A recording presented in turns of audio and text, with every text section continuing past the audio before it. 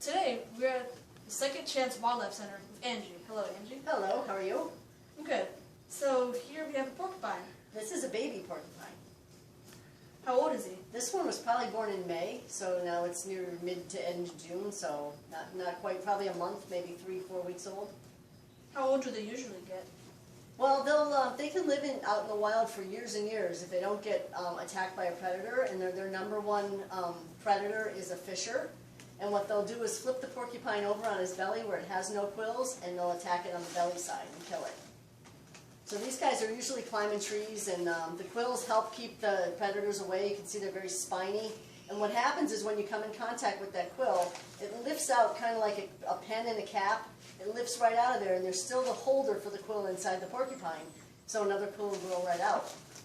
What do these porcupines eat? These guys eat a lot of wood. They'll eat the cambium in the wood around in the pine. They like salt. In captivity, we feed her sweet potatoes and salted apples and carrots and lettuce and things like that. And she does very well on that stuff. So normally she'd still be with her mom, and she'd be nursing still for at least another few weeks. What is their environment usually like? They like deep forests where there's a lot of pine trees. That's mainly the mainstay of their diet, so that's where they like to hang out, in hemlock areas and forest areas where there's a lot of pine trees. Eating a lot of bark, would they be up in the trees? Yes, yeah. They're very good climbers, very quick climbers. If we were near a tree right now, she'd be up there in a couple minutes. And most people don't ever see them. They kind of have a strange kind of face if you look at it. It's almost like her nose is cut right off.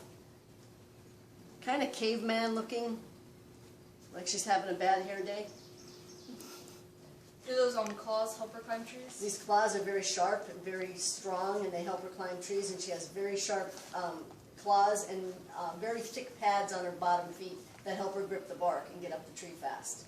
How big do they usually get? They can get pretty big. I don't know if you've ever seen them killed alongside the road. They can get pretty large. And, you know, the reason why they get hit by cars is they move slow. They're out at night, they're nocturnal, they're moving around. And I mean, they're out during the daytime too, especially the young. But they get hit because they can't see well. And they move slow, and people just don't know what to do, and they don't even know they're there, and they hit them with the car. But they can get pretty sizable. What do you do to make sure these porcupines stay healthy? Well, we want to feed them a natural diet, or a diet rich in vitamins and minerals, so she'll grow well. You know, and keep her healthy in a good dry environment, and try to keep as little contact down with her as we can, because we want her to be able to be released back into the wild. Well, thank you, Angie, for telling us about these porcupines. You're welcome.